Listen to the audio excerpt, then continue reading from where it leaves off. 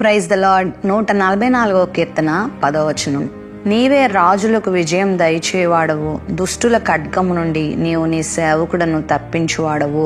మానవ జీవితము యుద్ధకాలం వంటిది కాదా అని యోబు గ్రంథంలో ఉంది. ప్రతిరోజు మనము సమస్యలతో యుద్ధం చేసుకుంటూ ముందుకు వెళ్ళిపోవాలి. ఎంత చెట్టుకు అంత గాలన్నట్టు ప్రతి జీవితానికి ఏదో ఒక కష్టం, బాధ ఎదురవుతూ ఉంటుంది. ఎంత ధైర్యంతో కూడిన మాట దావీదు అంటున్నాడంటే, రాజునకు విజయము నీవే కలుగు చేస్తావు అని దేవునితో మాట్లాడుతున్నాడు.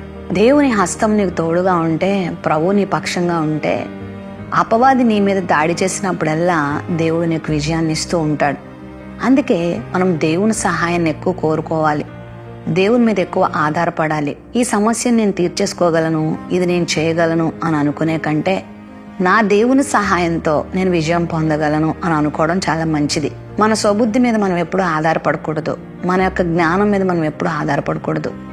దుష్టుని యొక్క ఖడ్గములో నుండి దేవుడే మనల్ని విడిపించడానికి సమర్థుడు. ఒకవేళ ఈరోజు ఏదైనా భరించలేని బాధలో నువ్వు ఉన్నావా, నీ వల్ల కావడం లేదా, దుష్టుని యొక్క దాడి నా మీద ఎక్కువ అవుతుంది అని బాధపడుతున్నావా, ఏంటి నాకు ఈ కష్టం, ఏంటి నాకు ఈ బాధ, నేను భరించలేనంత బాధ నేను అనుభవిస్తున్నానని అనుకుంటున్నావా?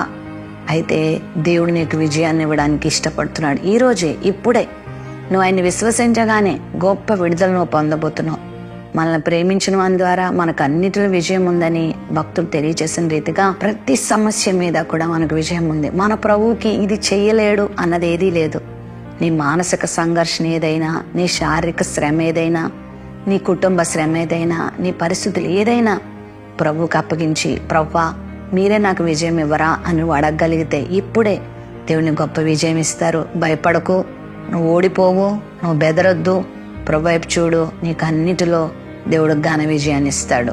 ప్రేమ నమ్మకం కలిగిన మా తండ్రి, నీ బిడ్డలను ఓడిపోనివ్వక విజయాన్ని దయచే, ప్రతి దుష్టుని అగ్ని బాణమును ఆర్పివేసి శక్తివంతులుగా జీవించే కృపను బిడ్డలకు దయచేయమని యేసు నామమున అడుగుచున్నాం తండ్రి, ఆమేన్.